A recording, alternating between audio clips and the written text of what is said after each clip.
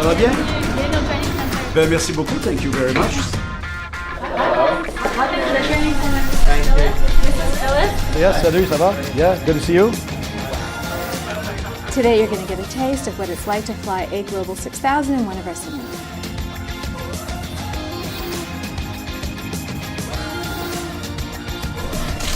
Shall we get going? Oh yes! Fantastic. Super.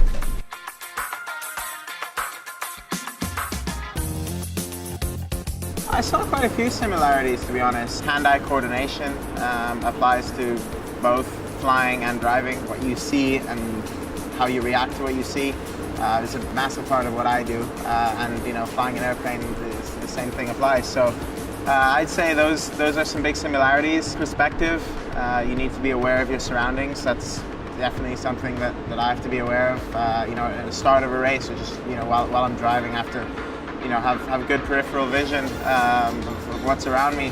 So that was a big part of it. Taking off was pretty straightforward, I'd say, but landing was definitely challenging. I mean, you have to be really focused. Took me a little bit of getting used to, but I started to get the hang of it towards the end. It's definitely a lot of fun.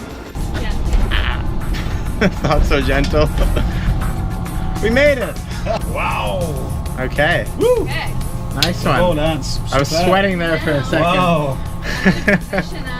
Flying in the captain seat was awesome. Similarities are huge between Formula One and flying because basically you've got structural bodies moving forward. I think Lance recognized the similarities very perfectly and he recognized the big differences. Lance probably doesn't feel dizzy in a Formula One simulator because you're actually stuck to the ground. You basically perform in a two-axis environment as opposed to a three-axis environment in an airplane. Now it's off to Oxford, to the Williams factory, and try the F1 simulator. Looking forward to it, a little scared about it, and I'm gonna try not to make too much of a fool of myself. Well, driving the Williams F1 simulator will be something that I've never experienced in my life, and this is what scares me a little bit.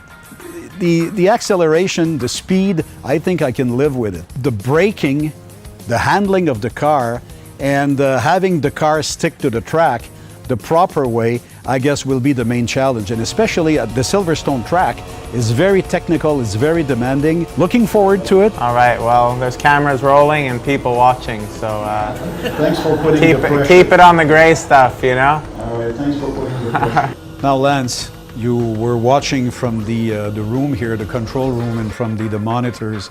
You must have been laughing your heart out watching me goof I'm not gonna in lie, the simulator. It was some good entertainment. No, but you did good there. I saw that there was parts of the circuit where you seemed to be more comfortable. You seemed to get the hang of that pretty quickly. It was more like braking, low speed, I think.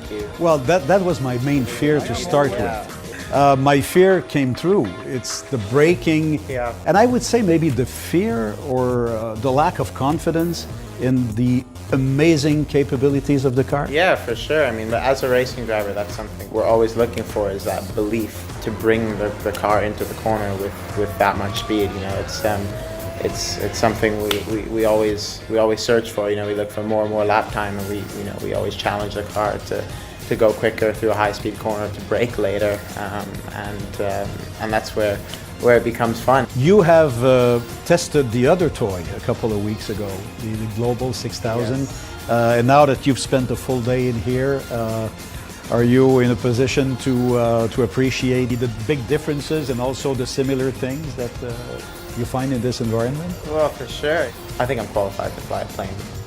That I can endorse. Yeah, I'm not sure I'm qualified to do your job. Lance, thank you so much Thank you for doing this. We really appreciate it. Yeah, no, anytime. Thank you. All the best.